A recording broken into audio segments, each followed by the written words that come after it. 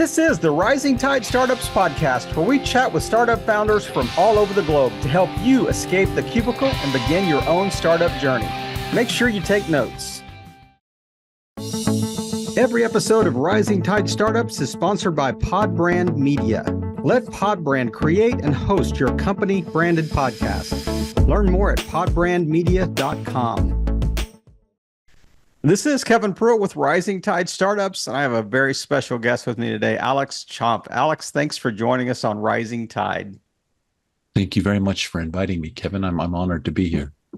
So this is one of those rare occasions that I ask a question just to make sure that I can pronounce his name correctly, early on, and then suddenly this has kind of morphed into almost like the podcast interview that's happened before I even hit the record button. So I am really excited to get rolling here today, and I have given him license to chase rabbits however he sees fit. So Alex, tell us a little bit about yourself and kind of lay a good foundation for our listeners. Well, I probably should say I'm a professional rabbit chaser. That is all right. Then you're right in the right place. Yeah, I have a fondness for hound dogs for sure.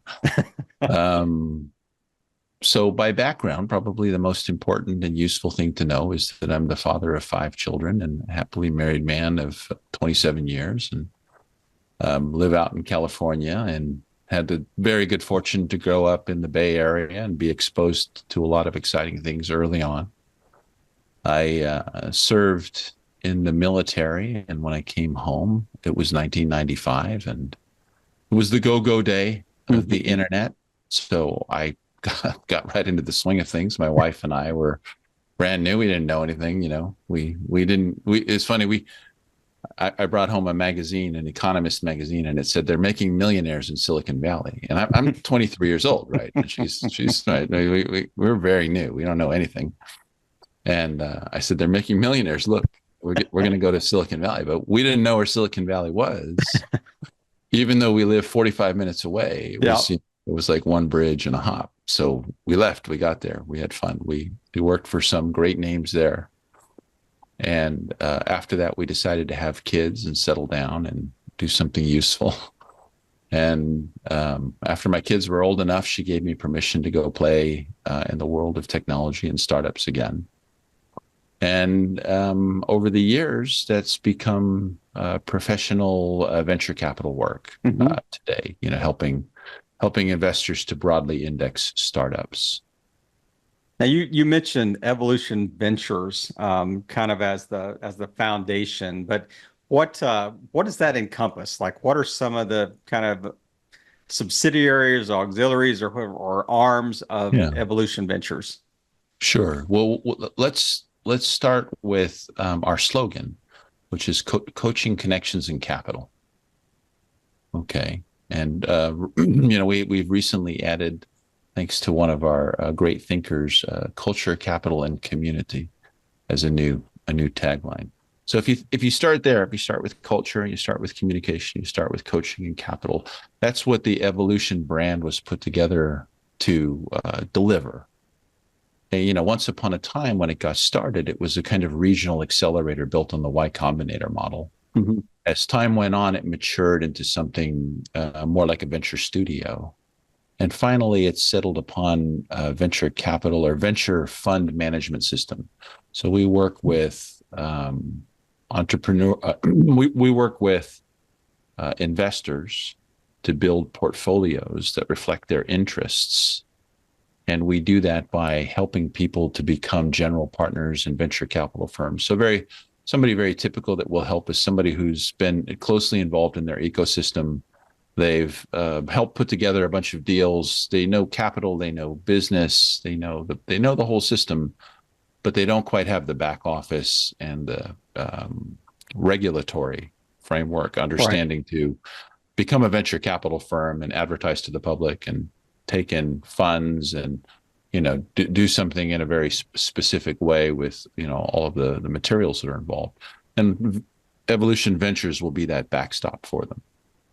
Right. So today we work with a firm. For example, we have a fund called the Minerva Fund The Hmm. Minerva Fund has been put together by some very successful, enterprising women with a specific intent to be a venture capital firm that focuses, while not exclusively, certainly with intention, upon female founders. Right. Right. And so, that firm has made a number of recent investments. The Minerva Fund has made a number of recent investments to support their mission and to build their index of startups over the Hmm. next, 12, 24, 36 months that's going to propel them to financial returns that are commensurate with the class. So let me get my arms around this a little bit. So you are a venture fund yourself, but you are Right. also kind of a professional services, Yeah. support for Yeah. VC firms as well, kind of helping That's right. them grow. Evolution Ventures is actually a fund management organization Right. Yeah. that has its own funds internally. Correct. So we have some special deals that we'll put together for some partners from time to time. Like we just Hmm. recently completed a deal in a new company out here in California that's patented um, shopping by shape for clothing so that one might be able to wade through the endless number of choices one gets to arrive at a reasonable conclusion quickly, not only so that the consumer is satisfied and so that the retailer has a profitable transaction, but so that one of the largest problems in the world, which is the return of Yep. unused clothing, is a humongous problem, Hmm. can actually be solved through the implementation of a specific technology pattern. That's the kind of company that will put together a special deal on and run what's called a syndicated fund and um, you know make a single investment, which we did recently into Hmm. that company. That Yeah. company Yeah. is, That's yeah, amazing. yeah. So those are kinds of things we're interested in. I have a couple of general guiding theses that guide all of my investments, and then when we work with a particular partner like the Minerva Fund, then on top of that, we lay their mission, vision, and values, right? Hmm. Because they have capital and a desire to make a difference in a particular segment of the world while achieving a reasonable return. And yet they haven't necessarily studied for years and years and years how best to go about making an investment. What are the right tools? What are the appropriate Right. valuations? How do I make this thing perform so that it's not only beneficial to society but beneficial to investors?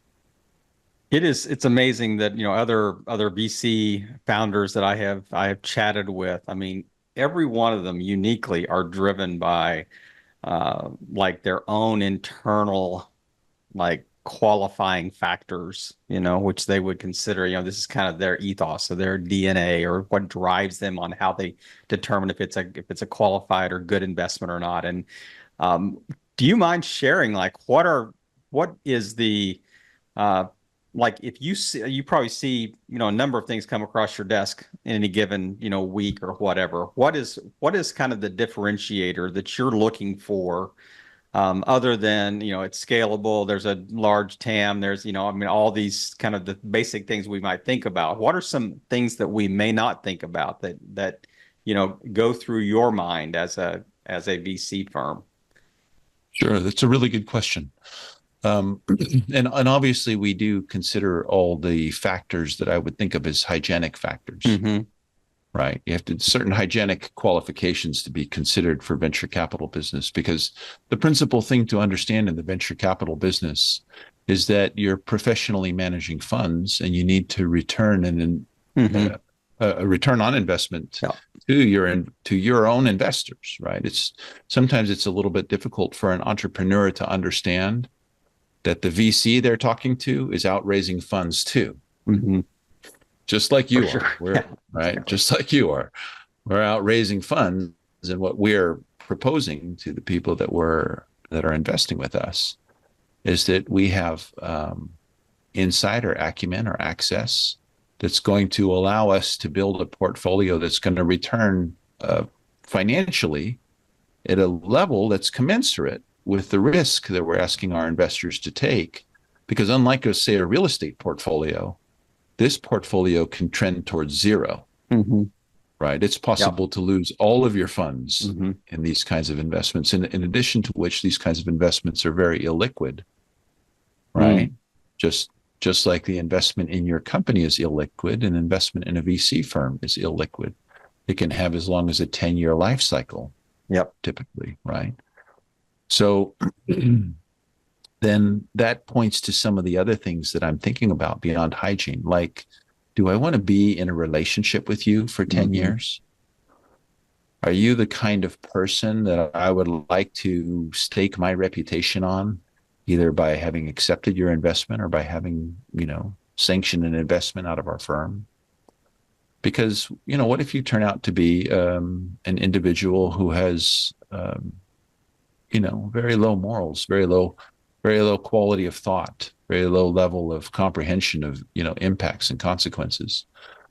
How's that going to reflect on our firm? Sure, at a certain level, it'll be a loss, and that's fine because a fair number of investments are going to turn into losses in Hmm. this business. But at a deeper level, what does it say about our decision to invest in you? Yep. Right? So we Yep. try to look for alignment. Alignment is a very, very key idea for us. That's why we have culture, community, and Hmm. capital, because we're looking for cultural alignment. We're looking for a community, for a member of a community, because when we invest in you, you become a member of our community. And we ask that you support the other members of our community. So we're looking for people who can add Hmm. that community. Having served in the military, I have a basic test, which is, would I sit in a foxhole with you overnight? Hmm. Would I go to sleep while you're on watch? Right. And if I would, then that's probably a pretty good place to start. If I wouldn't, well, we say no more often than we say yes. And there are many reasons, one of which is I wouldn't want to sit in a foxhole with you. Yeah, but that's comforting to the the person seeking financing as well. Seeking funding is the fact that, my VC firm also has that outlook and that expectation, not only of me, but of themselves as well. So Mm. you're bringing your expectations to the table, Yeah. through Yeah. your actions and through your own, moral compass, so to speak. So Yeah. you I, passed on, or go ahead and finish. Go ahead and well, finish. I was just going to, you made me think of something because you have this beautiful saying in the background here. And I tend to think of the fundraising or fund securing exercise, think of it like a wedding, right? If anybody who's married knows that Yep. before the marriage, they thought all about the wedding, but the wedding is actually in the rear view mirror pretty quickly. And then you have a lifetime marriage together. And the money and the wedding, they're both in the rear view mirror. And what you got to ask yourself is this a person that I want to have a lifetime Hmm. relationship with? Yeah, that's a good analogy, is a good metaphor of this whole relationship as you were outlining. But one thing I was going to mention is, you kind of passed by in the intro. You spoke a little bit about it before I hit the big red record button, but you had some interesting, you had an interesting role for a number of years that's kind of prepared you for, this time of life and this stage that you're in. So talk about, you said you were head of technology of, a number of different places, but I mean, I guess there are a number of different opportunities. But talk about that and, who you were involved with in that period of time leading up to this. Hmm. So the Wayback Machine. Go on the Wayback Machine. The That's right. Wayback Machine. Okay. Well, I had the really, really, really good fortune to be born into an entrepreneurial family in an entrepreneurial place in an entrepreneurial time. I'll start by saying that my parents are entrepreneurs. Many members of my family are entrepreneurs. And my family is a typical immigrant family, came to this country in the 50s and 60s. I was born here. And so I got early exposure, although in our family, some of the families in the restaurant business, my father happened to be in the telecommunications industry because after he served in the military, he started working at the phone company. When I met him, he was an inside phone repairman, if you remember when the phone still Mm. belonged to the phone company. And by the time I graduated high school, he had retired and patented his first product and was selling it to the phone company. So from there, I did my own time in service. And when I came home, I told you my wife and I figured out they were making millionaires in the valley. It could be those guys. Exactly. And I had the really, really amazing good fortune to be offered the position of the director of technology at a firm called Kleiner Perkins, Caulfield and Byers, who honestly I didn't really know I didn't know who they were.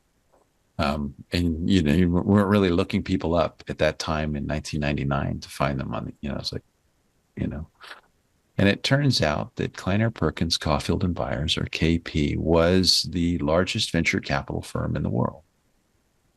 And in addition to taking care of Kleiner Perkins, I took care of Integral Capital Partners, which was their mezzanine partner, and is probably best known for their partner, Roger McNamee, who's quite well known today for having some serious regrets about being the founding investor, or one of the founding investors behind the Google Facebook empire. Mm. So Roger's been very vocal about that in Yeah. the years since, and very wonderful opportunity to know him in that time, and did the same thing for Jim Barksdale's group. And, Jim Barksdale would have been Mark Andreessen's business partner through, again, Kleiner Perkins, who was one of the original investors in an idea called Netscape. Yeah.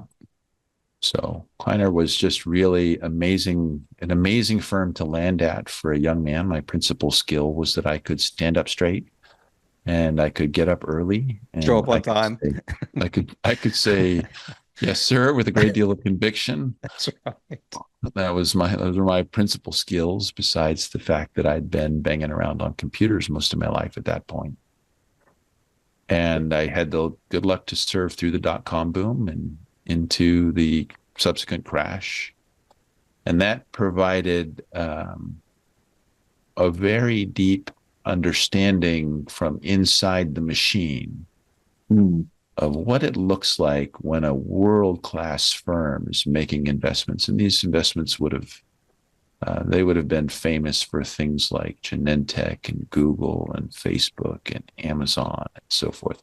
Facebook coming after my time, Amazon coming before my time, Google being during my time. Mm-hmm. And they had this really interesting idea, and it was called an incubation center. And at the time, it was the only one of its type. And it was at the top of Sand Hill Road in a secondary building that they owned or leased. And I was given the charge of that area as part of my responsibilities. At that time, being an incubator principally consisted of providing infrastructure. How about you're going to say coffee? Started. Coffee and internet. This is the time when connecting to the internet is still novel. When email is still not something everybody has, when a domain name is still a new concept, right? And Amazon was public. Everybody was excited about .com, but most people didn't really know what .com actually meant.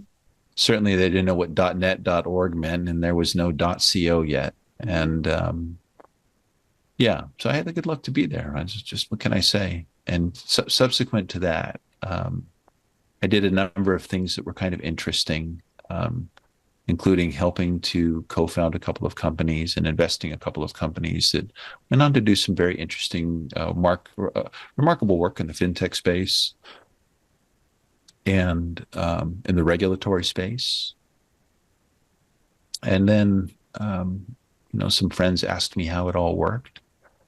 And I turned my side practice of explaining how things work into a sort of main practice of doing it for people and doing it with people. And the network has just gotten bigger since then. And it's one of those things where it's a small community, but it's a big community, right? It's now worldwide. When I got started, the idea of angel investing was really limited to the Valley. It was brand new post 2000s. These are all new concepts. So I've had the good luck to be around these concepts and participating in them as an angel, as a professional, et cetera, throughout these years. And that's the background. I am anxious to hear some case studies, some success stories. We're going to take a quick moment to thank our sponsors, but when we come back, I'm going to really drill down and we're going to find out some wins that Alex has seen in the years past. At Navicus, we know you spend far too much time on administrative tasks. Let us take those off your plate so you can focus on the highest value activities in your business. We have highly trained, highly vetted specialists ready to take on those administrative responsibilities at an affordable and effective rate. Check us out at navicus.com, proud sponsor of Rising Tide Startups podcast.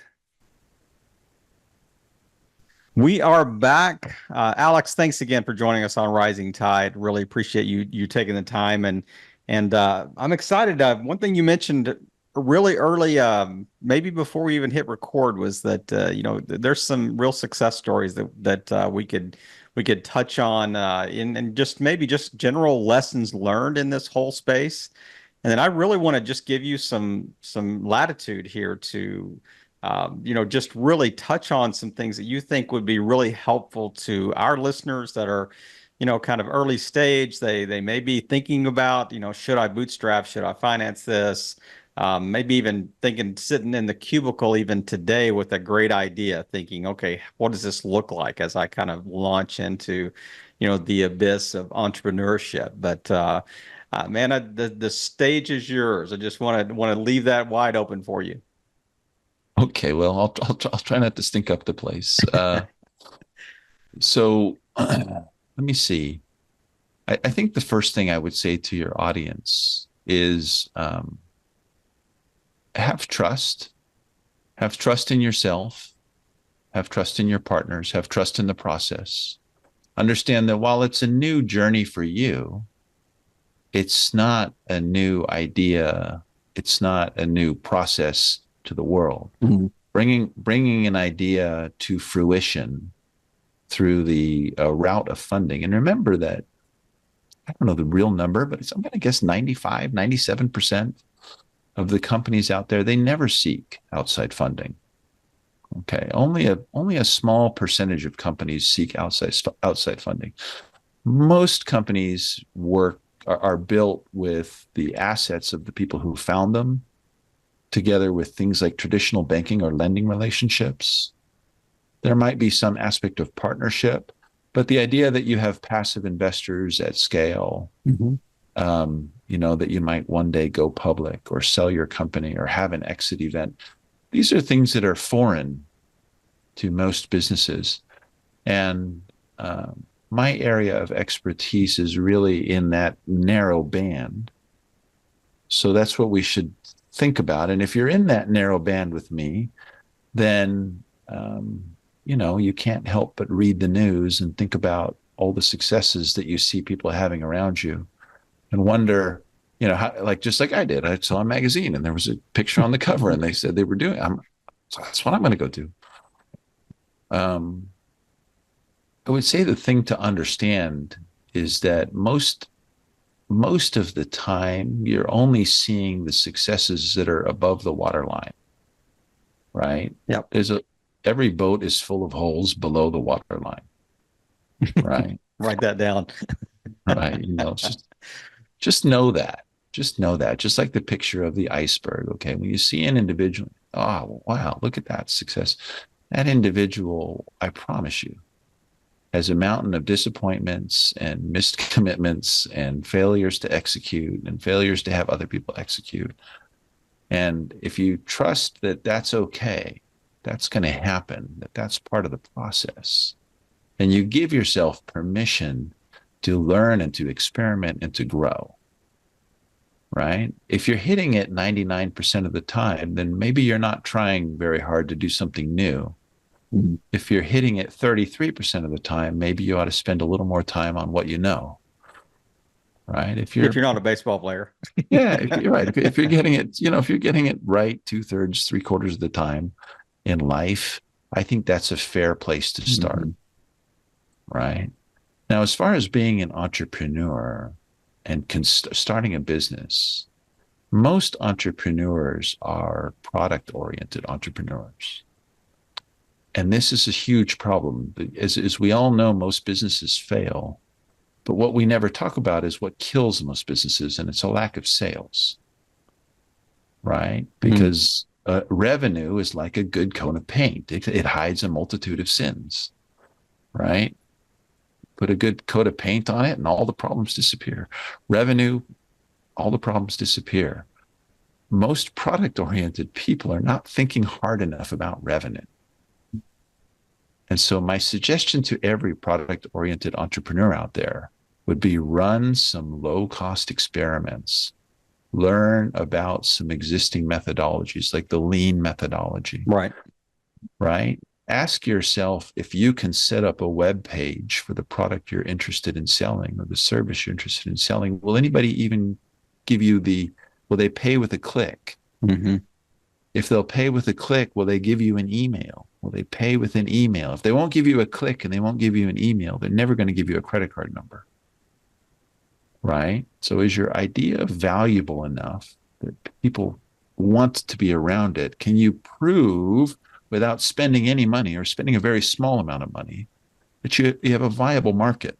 Because anybody can go to Google or now OpenAI and get a market size for whatever they're interested in and put that in a slide deck, but very few people can successfully penetrate a market. And so my question is can you get inside the market? Can you prove to me that you have something that people will give you time and attention for? Because I typically am part of a team that invests very, very early. We're often the first or second investor in. We have invested pre-formation. We will invest very early. The question is do you really have a route to market? Hmm. Because no matter how special you think your idea is, it either isn't that special, or as soon as it shows its value, it's going to be put out on job sites for copying. That's true. And people are going to copy your idea and they're going to copy your business model. And they're going to copy everything they can see on your website as quickly as you prove that it's worth copying. And all the So, protections in the world are just paper until they're enforced. So, well, it's expensive. I hmm. mean, there are concepts like patents and trademarks and so forth, and they're all valuable and they have their place in the ecosystem, but they're not without cost to implement. They're Hmm. not without distraction from that all important getting revenue, finding your first customer, finding your repeat customer, right? So I would say run some low cost experiments before you put your own money in or ask anybody else to. I it as you were talking, the two things that seem to be crucial, and this may be a little antithetical what you said because later you said we've even gone kind of pre-formation, maybe just based on a concept or an idea, but it does seem like that if there's this perfect kind of storm of scale and sort of scalability and performance, up to a certain time. Like, you've got something going that seems to be working, and there's a large enough market to make it worth our time to look at it. Yeah, You could have a great success, but only 15 people in the world want it. right. So is that and are there industries that are like no go? Like, I mean, are you looking for specific, I know that it's a bit of a broad portfolio. I think Yeah. that like industry wide, but are there certain industries that get an extra tick or get an extra star or something when you see them come across your desk? Yeah, that's a good question. The key, I think, to unlocking that balance is the idea of what we call unit economics, right? Yep. Can you produce this product or offering, whatever it is, product or service?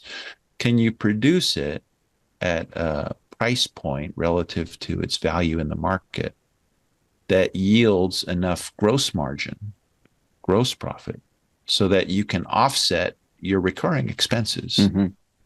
right? Which include your salary and the salary of everybody around you. And as you produce more and more of this product, Do your unit economics improve or do your unit economics degrade? Hmm.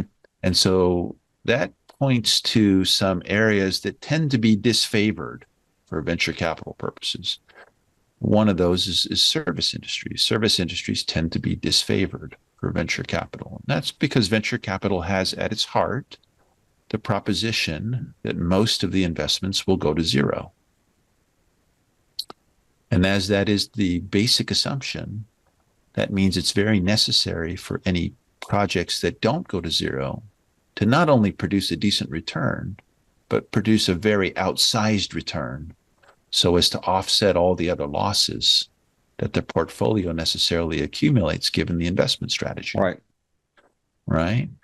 So as I think about your product or service and I imagine it scaling, does it become more or less sustainable? Is it right? It's service businesses, which is what most of us are familiar with, everything from consulting to staffing, Mm-hmm. right? Carpet cleaning to restaurants, right? Mostly the more customers you get, the more your costs go up, right? Every additional customer carries with it an additional cost because you need more people or you need more space More or you need more equipment. Yep. Mm-hmm. inventory or equipment or raw material, et cetera, right? So what we're generally looking for is economy of scale Mm-hmm. with respect to unit economics that improve over time. The classic example of this is software. It Mm-hmm. can cost a certain amount to build a software platform. Let us say it costs $250,000 to build that platform. And so your first customer cost you $250,000. It's not super economical. Yep.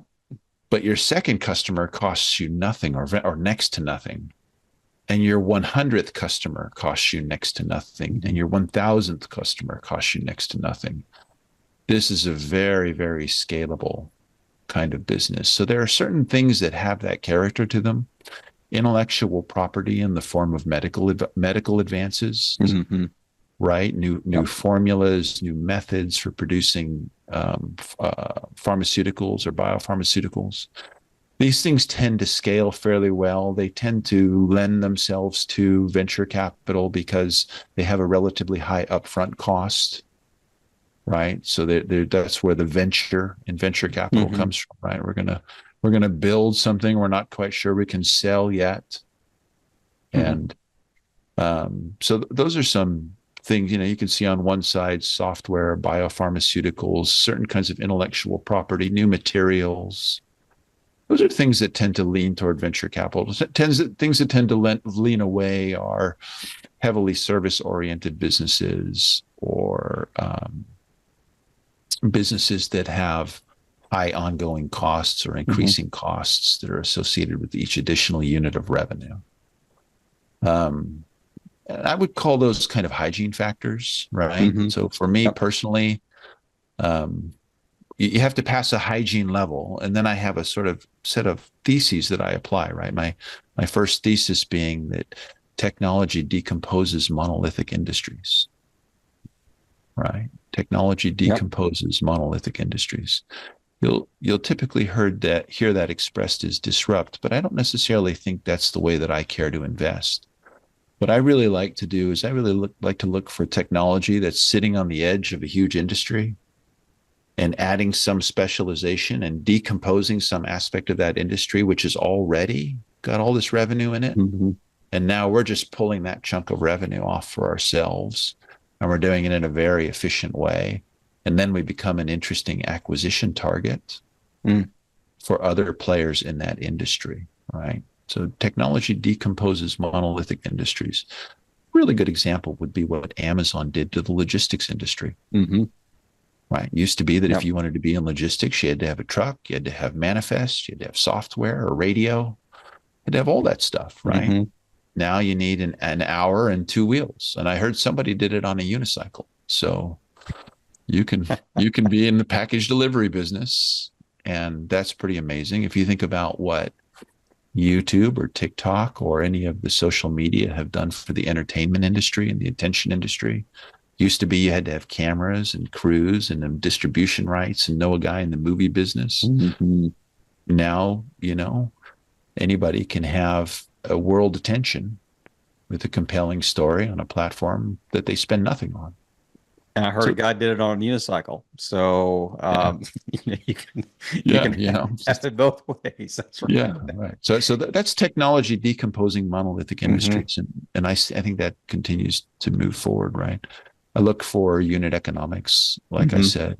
Um, um, But if yeah. you're looking for that, are other, I mean, is it a battle to, being there first? I mean, if I would think if you're thinking that way, a lot of VC firms are thinking that way.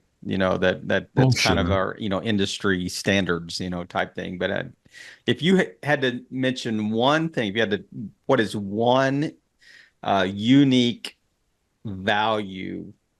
What is one unique approach that you take, in a kind of the vast sea of the VC space? Hmm. Well, your odds of being unique in a world of 8 billion people are vanishingly small. So The unit cost is going up. That's right. I'm going to, I'm sure that I'm a unique set of circumstances in my, current age and body, but I would hardly claim to be unique in the world. What I will say, I think sets us apart is our heart of service, Hmm. our genuine interest in being serviceable to our fellow companion travelers in this world. Well, that It comes across happens. Yeah, for sure in our chat. That is certain coming through in spades, as they say. So, it's very nice of you to say, Kevin. We are humbled to be here. We are absolutely aware of the confluence of events and circumstances and good fortune that had to smile upon our collective lives so that we could be in the position of helping to advance other companies. And we're profoundly grateful for that, and we never forget it. And so I think that's probably the thing that really, you know, makes us different hmm. from everybody Yep. else. And we express that in the idea of culture. And then we try to embody that by building a community of service and by inviting service oriented people, of which there are many, many in the world, Hmm. into that community so that together we can do something that's worth doing in this world. Well, it's going to be interesting to follow the progress and the companies that you invest in, and just really do appreciate you taking time to chat with us today. I mean, we've kind of headed in multiple directions, and I know that we could keep talking all afternoon, but is there anything that we just haven't touched on that you would just like to just leave with our audience, that kind of that final golden nugget that you just kind of like to wrap this up with a nice bow here at the end?